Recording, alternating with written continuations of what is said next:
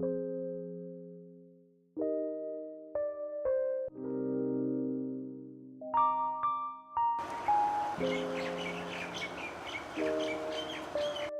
a Hawaiian way of being and knowing, you could not talk about health training without the plants.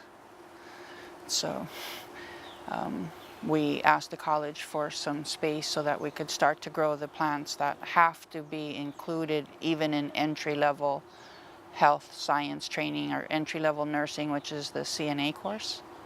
Students in this program work 2 hours a week in this garden, and they get tuition and stipend support. One of our students, her dad does her hours every week, and he built all the trellises in the garden. So we're super lucky too. He goes up in the mountains and harvests bamboo so that we can recycle and reuse, and he's a huge help to us. The future, what we're hoping to see is we'd love to see Hawaiian Studies and Jamie a part of Hawaiian Studies, creating sort of a Hawaiian health concentration or area. And really we think there's a lot of room for sort of the Hawaiian indigenous holistic health field to be developed. Hauiwi or blue vervain, it's really powerful mental health medicine. You can use the roots, the stems, the leaves, and the flowers. Mostly mental health for people who like to hit or people who rage, people who have a really short fuse. This is really good. And it's also a really nice pollinator for the garden. We make a lot of medicine with that, that we partner with Kava. Every day presents the learning opportunity that fate had for you to experience. So it's in line with that part of it.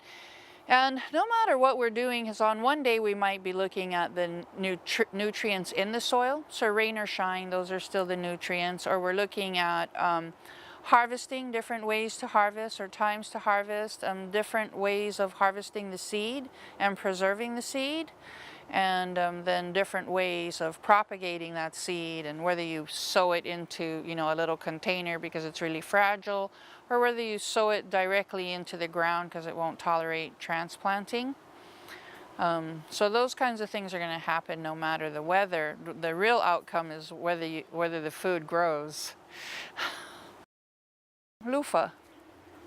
So also too, part of health is keeping the body clean. So teaching students how to use this to make a soap, or with soap making practices.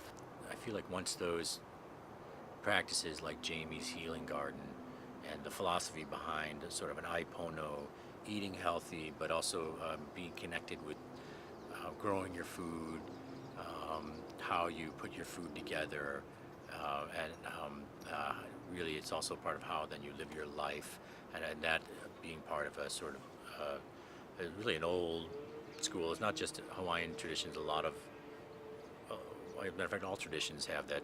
You're more connected to your food and the land, and your health is different. Your health is better. Personally, for me, it's like church. It's the place where I get to calm down. It's family. There are some rules about the garden not to bring negative talk here. So when we're all in the garden and laughing and talking, I think it's a really important aspect of health. Normally you just get a chapter about it in a book and say that social connectedness matters for the health of people.